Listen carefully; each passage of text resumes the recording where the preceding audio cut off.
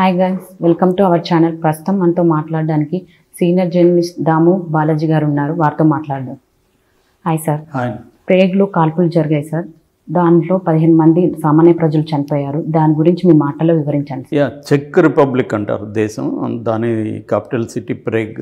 ప్రేగ్లో నిన్న 3 గంటలకి అక్కడ టైంలో ఆఫ్టర్నూన్ 3 o'clockకి ఒక 24 ఏళ్ల కుర్రవాడు చార్లెస్ యూనివర్సిటీలోకి ఎంటర్ అయ్యాడు. అక్కడ ఫ్యాకల్టీ ఆఫ్ ఆర్ట్స్ డిపార్ట్మెంట్ విభాగంలోకి ఎంటర్ అయ్యి అక్కడ ఇష్టం వచ్చినట్టుగా ఎవరు కనిపిస్తే వాళ్ళ మీద కాల్పులు జరిపారు. మొత్తం 15 మంది చనిపోయారు.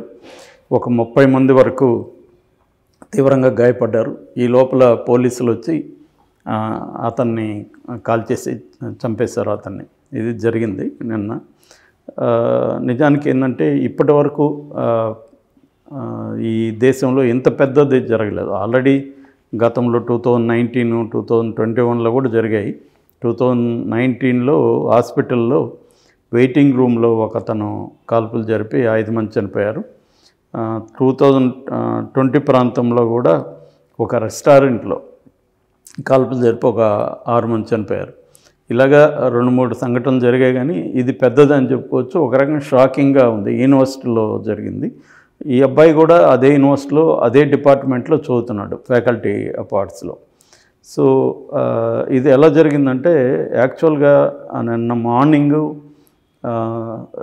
పోలీసులకి ఒక న్యూస్ వచ్చింది. అదేంటంటే ఒక దగ్గర ఒక వ్యక్తి చనిపోయాడని చెప్పి ర్యాపిడ్ రెస్పాన్స్ యూనిట్ అని ఉంటుంది.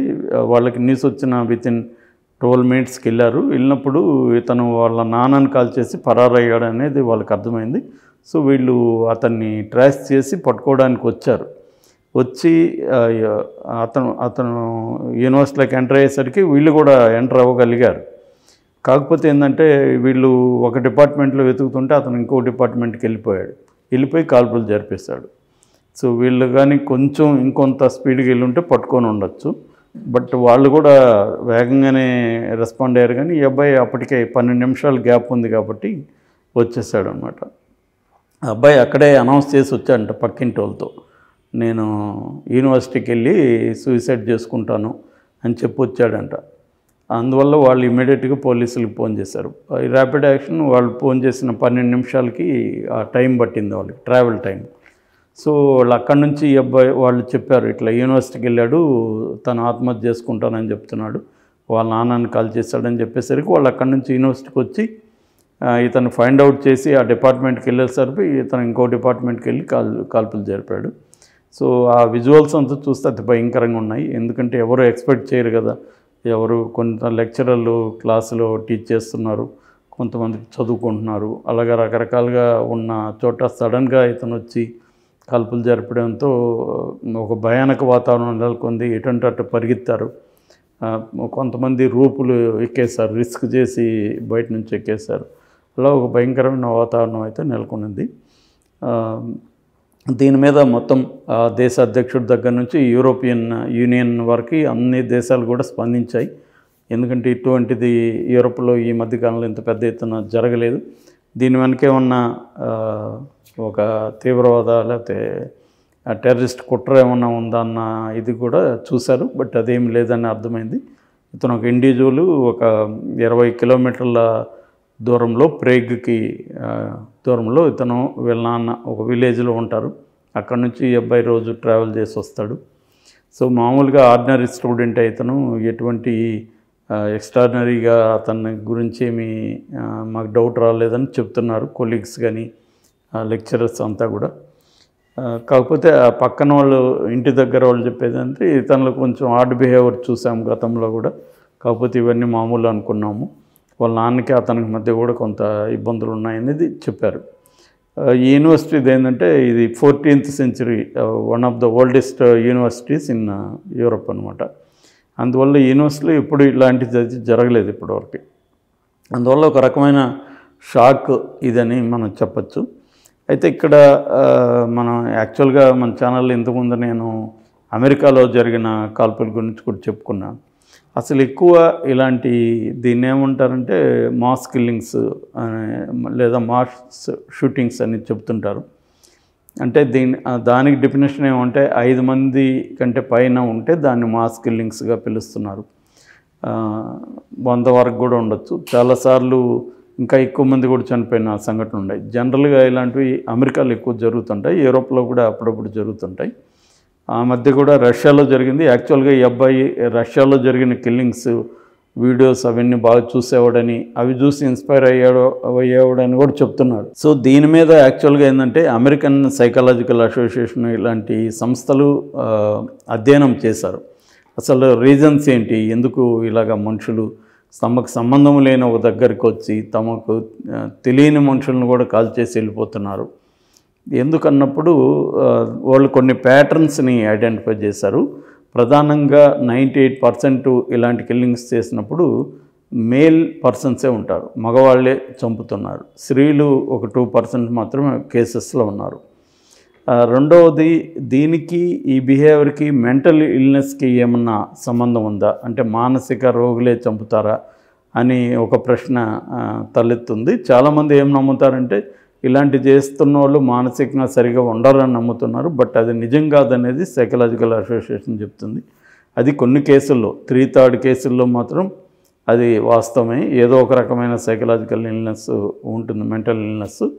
కానీ అదే కారణం అని చెప్పలేము అని వాళ్ళు చెప్పిన కొన్ని కారణాలు ఏంటంటే, ఇలాంటి చేసిన వాళ్ళని ప్రొఫైల్స్ అంటారు, డీటెయిల్గా ప్రొఫైలింగ్ తయారు చేస్తారనమాట స్టడీ చేయడానికి. సో ఆ ప్రొఫైల్స్ తయారు చేసినప్పుడు ఏంటంటే ఎక్కువ మంది లోన్లీగా ఉండడం, హోప్లెస్గా ఉండడం, తమ పట్ల తాము లోతింగ్ బిహేవియర్ అంటారు, అంటే తమ పట్ల తమంటే తమకే ఇష్టం లేకపోవడం, బతకడం పట్ల వాళ్ళకి పెద్ద ఆసక్తి లేకపోవడం, ఎక్కువ మందికి ఆత్మహత్య చేసుకునే ఒక స్వభావం ఉండడం.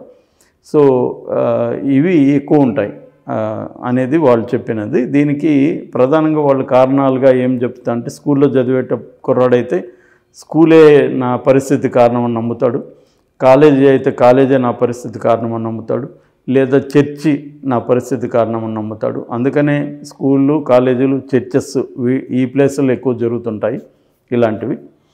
సో వాళ్ళు అలా నమ్మడం వల్ల ఏమవుతుందంటే, తాము ఆత్మహత్య చేసుకునే ముందు కొంతమందినైనా చంపేసి ఈ ప్రపంచానికి తామంటే ఏందో తెలియజేయాలి అన్న ఒక ఉద్దేశం ఉంటుంది.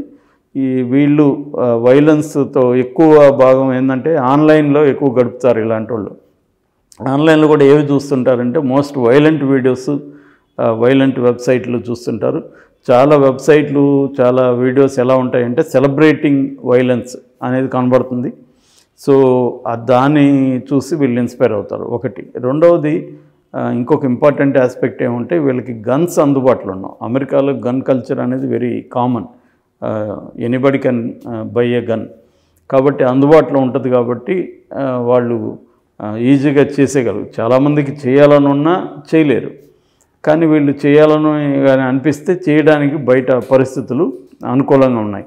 అందుకని ఈ దేశాల్లో ఎక్కువ జరుగుతుంది అనేది ఒకటి.